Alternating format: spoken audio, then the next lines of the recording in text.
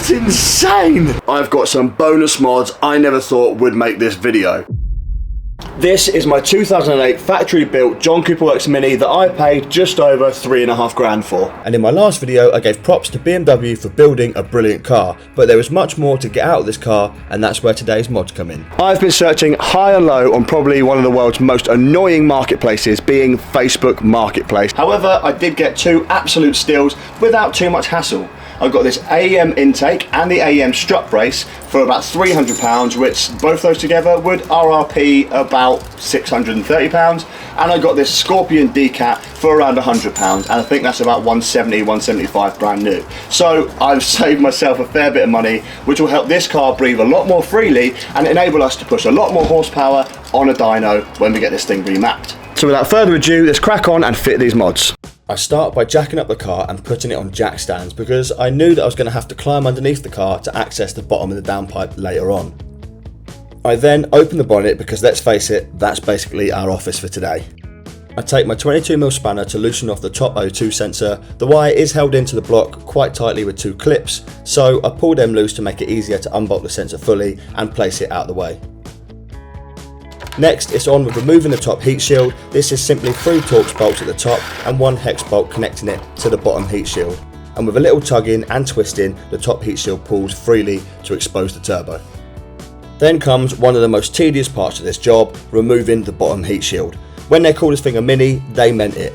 The engine bay is crammed with this 1.6 litre engine, making access a bit annoying, albeit not as bad as the headers on the E46, still a bit of a pain. At least the bolts on the turbo were easy to reach and surprisingly easy to loosen too. Now, this downpipe install is probably one of the easiest exhaust modifications I've ever done to any car.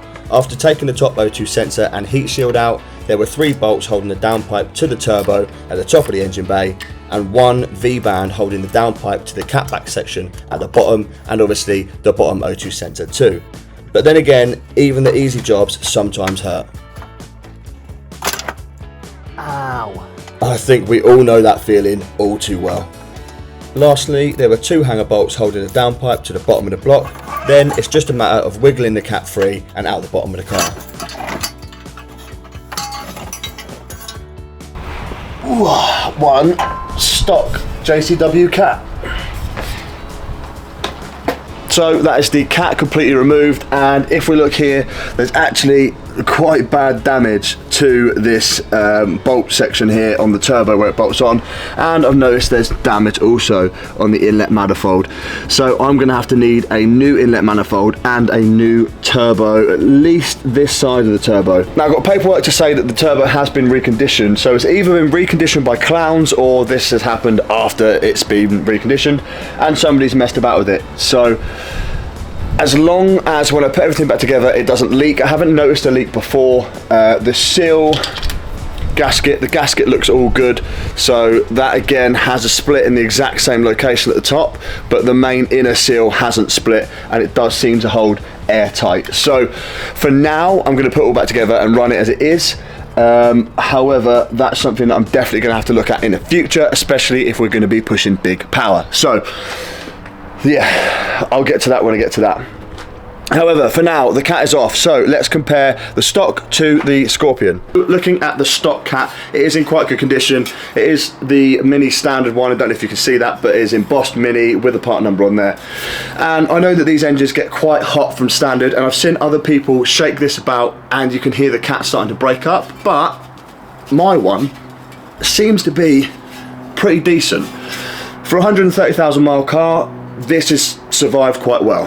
However, with this one being a Decat, well, there is a difference in size and obviously a difference in weight where we don't have the massive cat in the middle of it.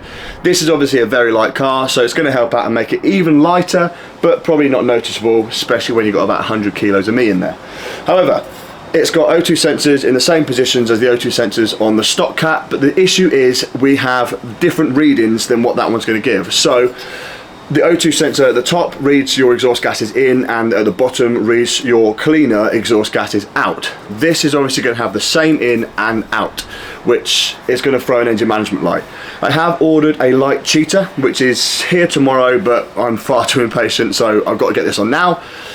just to hear what it sounds like. So I'm going to put the light cheater in tomorrow. Essentially, light cheater is a right angle piece of pipe that bolts onto there, and then you bolt your sensor into that, so it reads a bit more clean air than directly in here, and that should, in theory, clear our light issue on the dash. So I'm going to get this installed because I can't wait to hear it, and hopefully it pops and bangs and idles a lot more loud, and we'll see if it gives us a light, and obviously hopefully fix that tomorrow. So let's crack on with this. To install the Decat pipe, it's the exact same as what we've just done, but in reverse. After I transfer the V-band to the new Scorpion downpipe, I can then slide it into place following the same path as I did with the stock cat from underneath, loosely putting on the 2 nuts to hold it to the block. I then line up the gasket between the turbo and the downpipe, so again I can loosely bolt that up, so I can go back underneath to fit the cat back to the downpipe, and lastly connect both O2 sensors. Right, as you can see, it is extremely dark outside. However, I have a little hack I might have for myself. Is unlike the BMW, this is nowhere near as wide. It's a Mini after all. So I think I'm going to move the bike down the garage and try and squeeze that in to get the airbox in to install. I mean, it's all over the floor there, the AM intake. However, I need to start the car to A, see if there's any boost leaks, and B, get the car in the garage. So I'm going to give you a cold start now, but I'll give you a proper cold start later in the video when it's light outside. So I'll give you a little quick cold start in the dark. You'll get to hear it for the first time like I do, and then we'll go from there and we'll see how it sounds and if there's any leaks.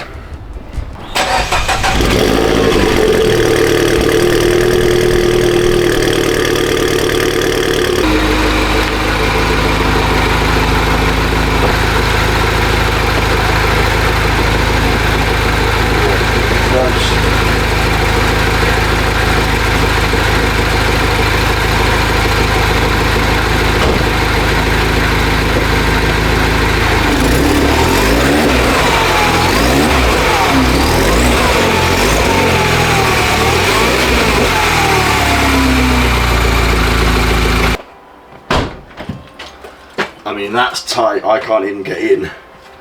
Can I get in? Nope. I'm gonna have to go around and meet you guys around there. So the front end of the Mini is now in the garage, which is great because it started spitting as well. So hopefully I've got clearance, loads of clearance. Time to get this off and the new AM intake on. Just want to say, for you eagle-eyed viewers, notice that I didn't put the heat shield back on. I didn't put it back on here, and actually it wouldn't fit down the sort of tunnel section where the Decat pipe now is, because the Decat pipe's slightly different shapes, therefore it wouldn't fit around it. And also I've got a new one to go around here. By putting the stock one on here and not that one down there, it was flapping about. But we have this AM heat shield which essentially goes around the O2 sensor and sits kind of raised like that with some spacers, and that's going to protect everything against the heat. And I may look at getting a turbo jacket for this later on, but for now this will do. Although I've never tinkered in the engine bay of a Mini before, removing the airbox was another easy job. I just started by removing everything I could see that was attached to the intake system, starting with unplugging the sensor to the rocker cover ventilation system as well as the MAF sensor. I then moved on to the Jubilee clips, one holding on the MAF sensor and the other holding the charge pipe to the turbo. I could then use a Torx bit to undo the 2 bolts holding the MAF sensor to the airbox, and finally the last bolt holding the airbox to the engine block. With everything undone, it's as easy as pulling everything apart, starting with the MAF sensor and pulling it to one side as I know I'll need that for the new intake. Then I could pull the standard airbox up to free that. However, I realised that the stock cold air feed was connected to the box, holding it in place. To make space to disconnect the cold air feed, I need to remove the charge pipe from the turbo. I can then pull out the ventilation hose from the rocker cover and pull the charge pipe free. Now back onto the airbox. The cold air feed is pushed into the box and just needs squeezing and pulling it apart. It is a bit fiddly, but eventually it comes free. Lastly, I needed to pull the ventilation pipe off the old charge pipe that was held in with a one-time use clip. I simply took a flathead and pried it off, and just like that, the stock airbox is out. Then moving straight on to installing the new AEM intake. Firstly, I reconnect the cold air feed to the new airbox, then push it into the rubber bungs to hold it into the block. Now, let me pause here. You're about to witness the moment I would live to regret, and the car was about to catch me absolutely off guard. Remember a few minutes ago when I did this? Well, I forgot, and 10 points to anyone who can guess what's just about to happen.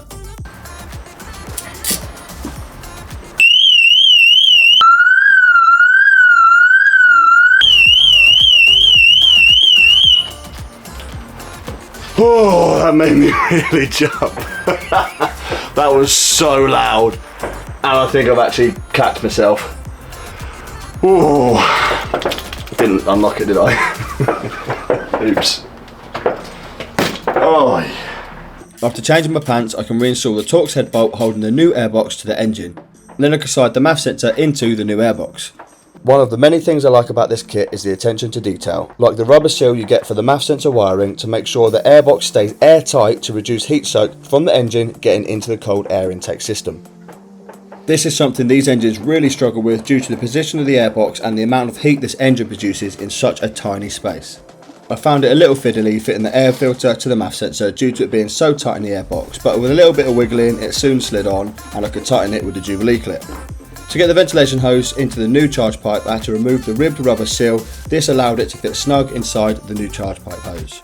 Then time to route the new charge pipe, connecting it to the airbox at the top and the turbo at the bottom. The next thing is to install the airbox housing. This has a piece of foam that creates a seal around the AEM cold air feed that pushes air through the factory bonnet scoop and straight into the airbox. And that's one of the main reasons I love this system. Again, it increases the amount of cold air that can get sucked in by the engine and in turn allowing me to push more power when they add more fuel at tuning. Now moving on to installing the heat shield. I start by sliding the bolts through the heat shield, then sliding the spacers over the bolts. By carefully holding the bolts and the spacers together, I could peek underneath the heat shield to locate the bolts to the top of the block. Then it's as simple as tightening the two 10mm bolts to secure it in place. And just like that, the induction kit is completely installed with a heat shield, obviously the induction kit, and it comes with a charge pipe too. Now we need to put this going from the factory fitted scoop down to the intake. As you can see, it's kind of forced cold air from the scoop, which is pretty cool. And also one thing to note, before I've done this, I already took out the grill that's in here. There's basically a grill in there and it's quite restrictive from factory, so I took that out anyway because these are notorious for running hot. And now I'm going to install this. So this is as simple as you line it up with the factory points, and it's got some, I think these are called push rivets, I think. So the guy who I bought this off warned me that these are kind of a one-time use and they might not work properly. However, we can only give it a go. I guess you literally just push them in or drop them.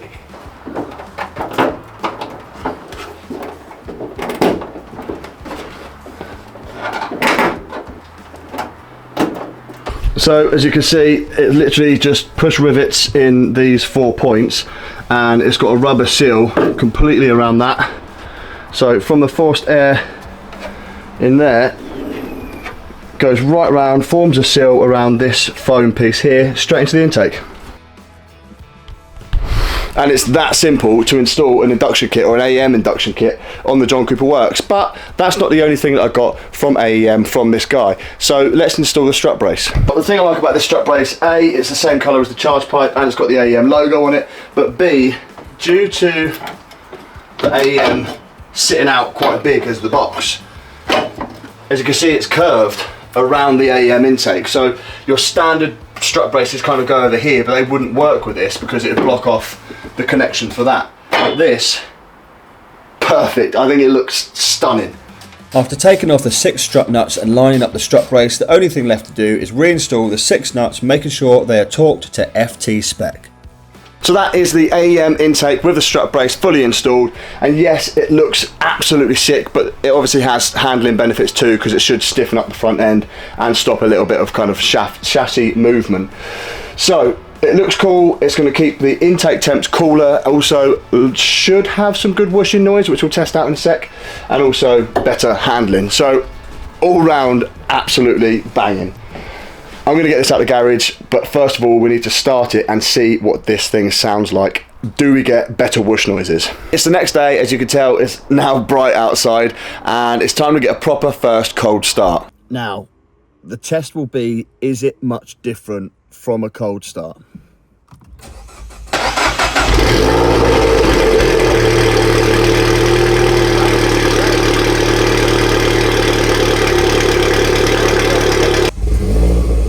Okay, that is a bit different. Now, it was always a bit muffled in here anyway, so let's head to the back and see what it's like on idle. It definitely smells a lot more. It smells like a Decat car. That's better. That's so much better. It's just more growly and grumbly from just idle. Right, I'm gonna let this car warm up, then we're gonna get some clips and see what it sounds like properly. It's been sat there for a few minutes now. I'm gonna rev it and see what the induction noise sounds like at first, and then we'll get some exhaust clips when it's a little bit more warm and pops and bangs. It's warm enough to rev, it's just not quite pop and banging warm yet. But I'm hoping to see a massive improvements on those pops and bangs too, because it did that from factory, so with this it should be insane.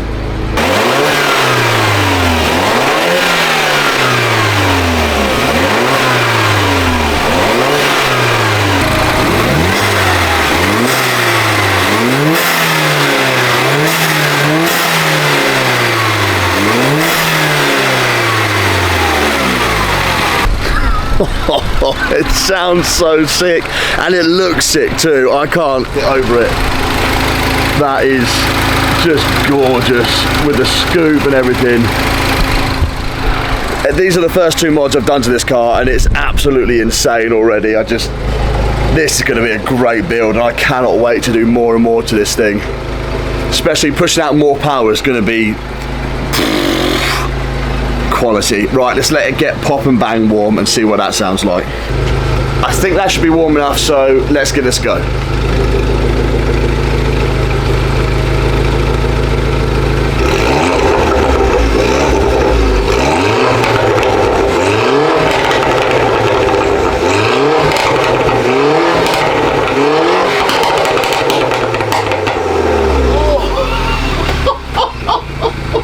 How do I do that again?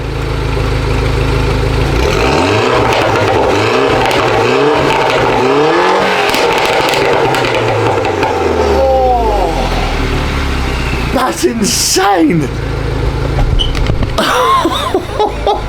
That thing's crazy! I mean, no doubt it sounds different. It always sounds different standing right behind the car. But even from in the cockpit, it was always so muffled. Right, there's one thing left to do. That's get this thing out on the road and see what it's like driving. So let's cut to that now. I bet you guys thought the next clip was going to be some form of exhaust clip, flyby, that sort of thing. However, I've got some bonus mods I never thought would make this video. Yet again, I've been searching Facebook Marketplace, and we have got some stance mods for this car with springs and spacers. Now the springs are H&R springs, and they should be around a 30mm drop, and the spacers are Dorenza. Not heard of it until I started looking at Mini stuff. I know they do intakes for the Minis, and also these are obviously spacers for the Mini. And let's go have a look to see what the current fitment is like on this thing. Looking at the Mini, I mean, you can see things sit far too high. Going to the front wheels, you got a good 4-finger gap in there, and the rear's probably about the same.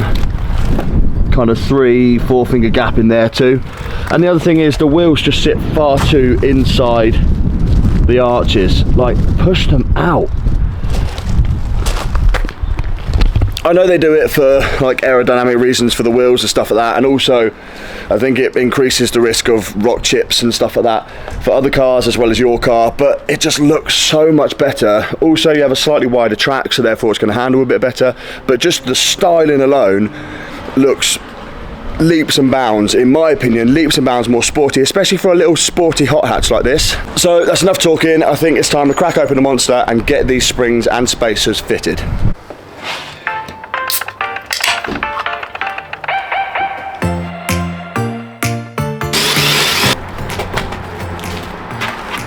They are so light. I'm used to working on Audis, BMWs, bigger things like that, and these are so small and so light. I kind of love how small, light, and kind of accessible everything is on this. But again, it's different. I also love the fact, just noticed, These are a shock and spring from the rear. I'm used to working with separate shock and spring on the rear, but that is almost like a complete coilover. Obviously not adjustable. That's cool. After lathering everything with WD-40 on the front, I first removed the drop link nut to free that, then I removed the pinch bolt holding the bottom of the shock to the wheel hub. After they were loose, it was simply a matter of taking advice from everyone's favourite car journalist. That's what I'm talking about. How to build a car. Maybe Jeremy was right this time. Now, hammering the hub doesn't cause any damage to it, and I found it's the only real way to pull the strut out of a hub assembly. I might be wrong, but it's worked for me so far, so that's what I'm going to continue doing. Last thing to do to take the front suspension off is undo the 3 nuts holding the top hat in place, and the suspension simply drops out of the car.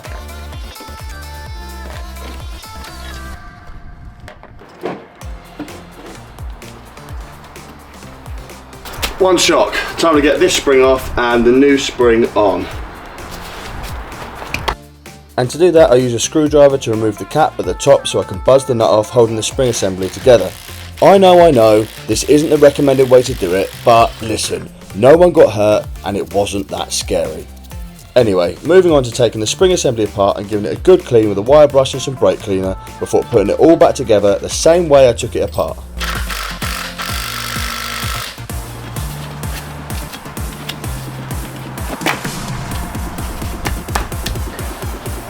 Now it's time to get the front suspension back in the car, and again I use the help of a jack and a hammer to slide the shock back into the hub, then tighten up all the bolts. As I mentioned, we have bought wheel spacers for this car, and they're not just any wheel spacers. In my opinion, they're a little bit special. That's because normally you have a wheel bolt that bolts the wheel straight to, if I can get in, straight to the hub. These essentially have studs in them, so they are ready studded. You bolt these spacers onto the hubs like you normally would with your wheels, and let me just remove these end pieces. It makes it easier to put your wheels straight on and looks pretty cool. You have the studs built into these where you bolt that on and then the stud pokes out, so you can just slide your wheel straight on and do a stud nut instead of a wheel bolt. So I'm going to put this on now. We've only done this corner, still need to do the rear and the other side, but before I put the wheel on, no, it makes no sense to put the wheel on without this. So I'm going to put these on now and we will see what it's like when it's dropped down. I'm too impatient, I can't look, so I'll have to show you guys as well.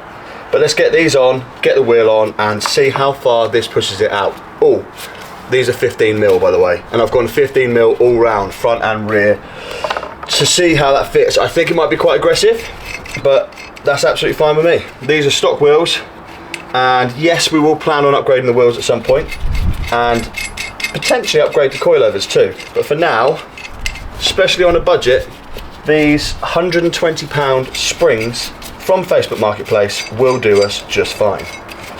Time to get this bolted up and put the wheel on. Oh, that might not work. That's not gonna work, is it? Oh, get back of the wheel. That's not gonna work.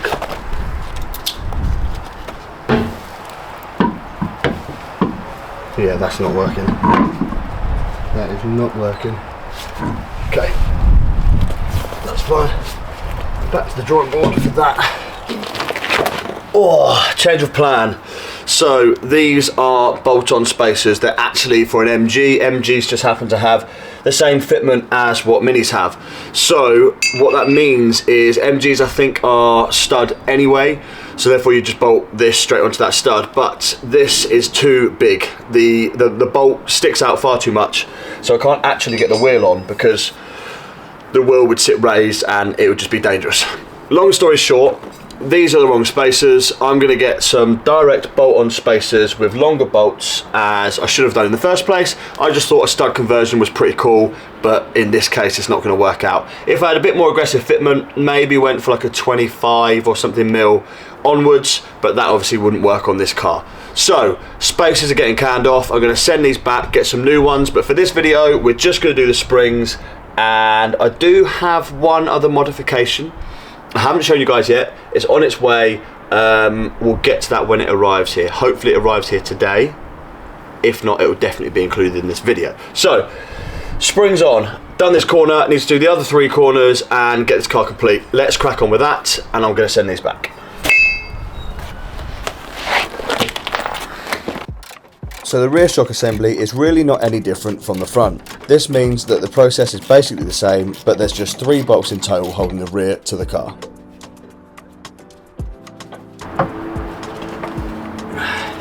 And 1 times rear shock.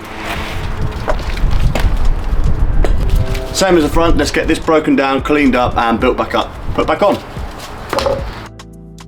As I said, the process is basically the same, meaning that I could undo it with my impact again, strip the shock assembly apart, give it all a good scrub with a wire brush and some brake cleaner before putting it all back together, and we have a fully assembled shock with a H&R lowering spring.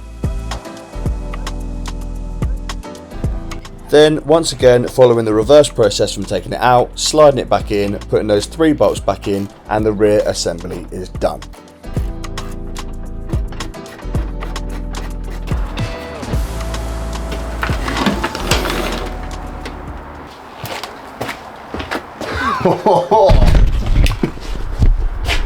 That has definitely done bits for the fitment. So I've just moved it up to some flat ground and you'll see the difference here. This is the side that I've done, sitting really nice, and we've got 2, yeah, definitely can't get 3 fingers in there now, and at the rear again 2, can't get 3 in there now there. So that's the drop side. Come round to this side and you can see the massive difference. It might be hard to tell because of the light on camera, but so much higher. And again, we were 3 fingers, 3-ish fingers there, and here we were kind of 3 fingers too. So already, just the one side done, massive difference. I'm not going to put you guys through the pain of watching me do it again, so a little bit of YouTube magic. This thing is going to be done in 3, 2, 1. There she is, all done, and I think you'll agree that looks so much better with those H&R lowering springs. Bit annoying I couldn't get the spacers on, but we'll get some new ones, we'll get some new spacers on, and we'll push those wheels out and it will be 10 times better. So, last thing, 2 more things, 2 more very small modifications, so we'll get on with them now. The second to last aesthetic mod that I'm going to do to this car is a private number plate, and yes, it did already have one on, but that was the previous owner's. This is mine, so finishing little touches to make it my car.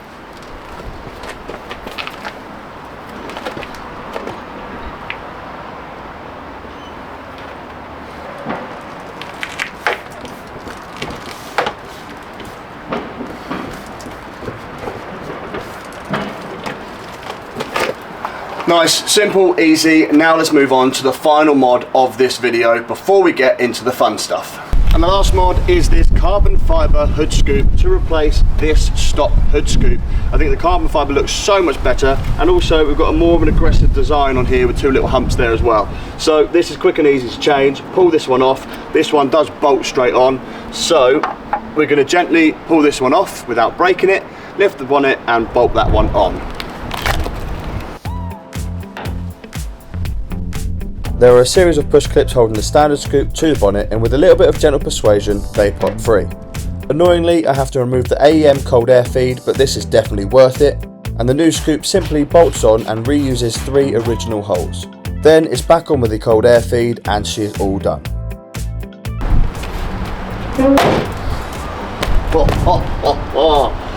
That is so much cooler.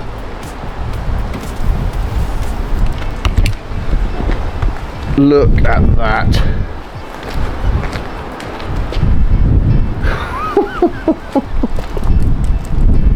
See what I mean with the 2 like humps, just to make it a lot more aggressive. Now that is more my style of car. It's so much more aggressive, and also the carbon against the white is just 10-10. Obviously I've got the black accents around the beltline kit and also around the headlights, but right. That was fun. Now for the really fun bit, let's get in the car and do what I've promised you before these few mods and get some noises of the exhaust, and also to see what this thing looks like lower see what it sounds like louder, and also we've got that carbon on there just to add a little bit of spice. I'll catch you guys in the car. So we're in the car, but it's not quite pop and bang warm yet. So we'll go for a little drive and get it warmed up and show you these pops and bangs and just how much of a difference it has made to this car. Just all the mods that we've done has made such a difference to this car.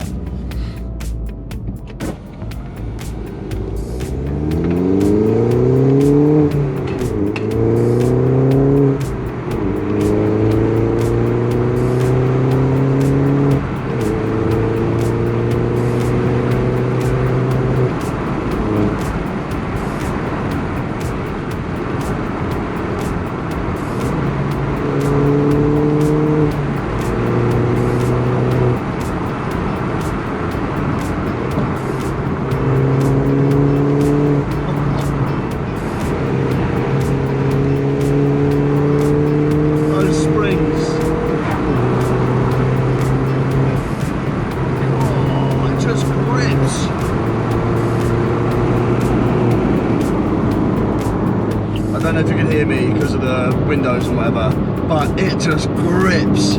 These springs make such a difference. I don't think I've ever felt a difference like that with just springs. Obviously coilovers normally make a big difference, but that's a big change. But these springs are quality.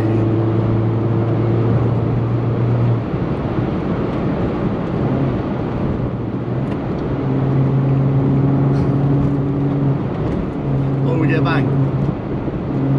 Don't know.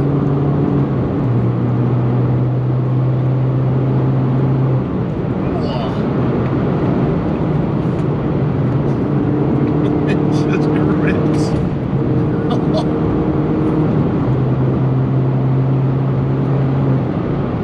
Can't see that sun. Oh, it's in my face.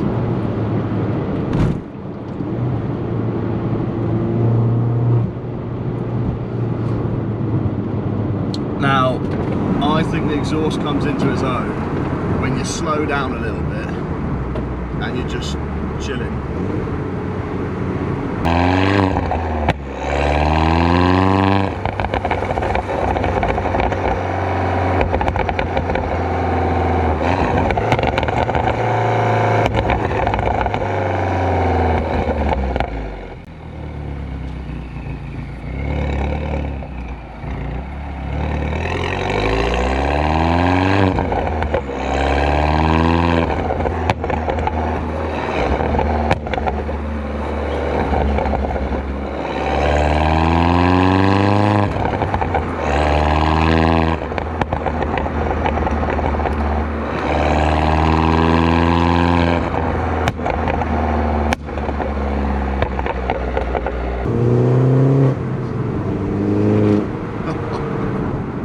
It just makes such a difference to the whole drivability of this car, just the whole thing, and I cannot see why.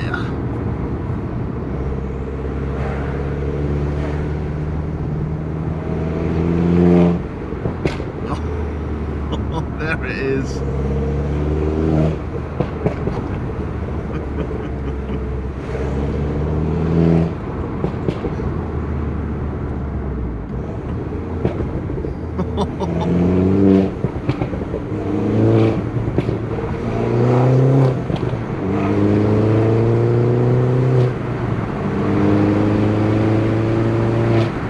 Difference in those crackles is just, it's just crazy. I can't see with that thing now.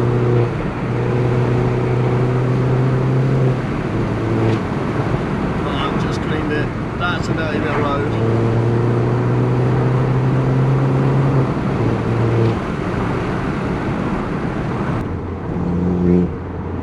I have found though, it's still not consistent with the pops and bangs. It's made them so much better, but it's just not consistent, and I don't know why. I don't know what that is. If anyone in the comments knows anything about minis and knows why it's not consistent, let me know. It might be mapping. We will get this thing mapped at some point. I don't know if you guys have picked this up either, but that turbo is just whistling through the exhaust now. under any form of throttle, you just got turbo, exhaust, pop. So comparing it to before, obviously the pops and bangs were a bit like tiny, just little, it just couldn't really, you couldn't really hear them, but that, just so much more crisp.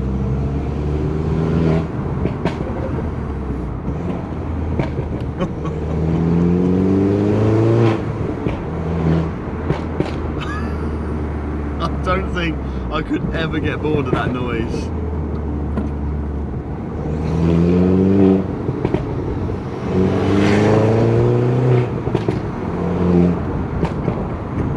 It's like the perfect amount of pops and bangs as well. It's not asbo like the moment you take your foot off the accelerator, just bang, bang, bang, bang, bang. But that's pretty asbo.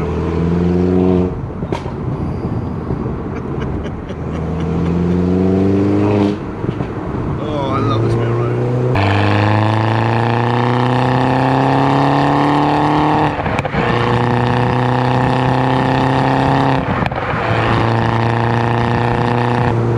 Not that I can see a thing.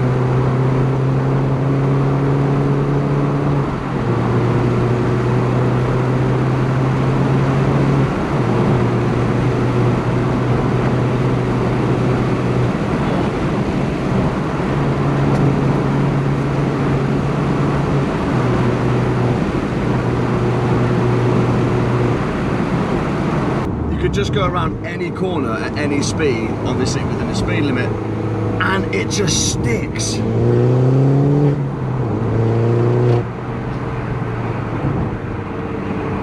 This is such a good little car.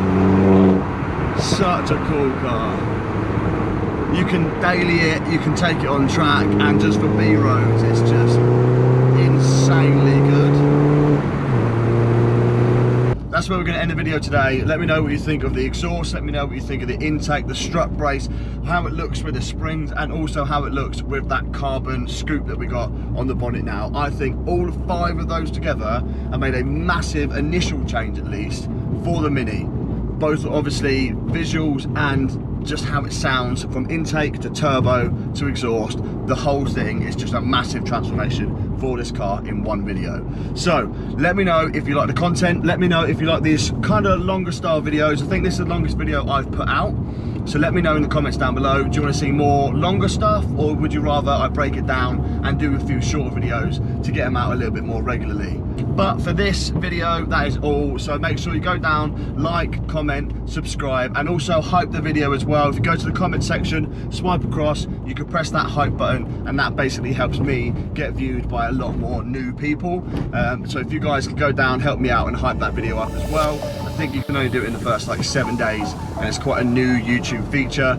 So go down and do that if you feel like this video is worth hyping. And again, like, subscribe, and I'll catch you guys in the next one. You got me so bad, you make it all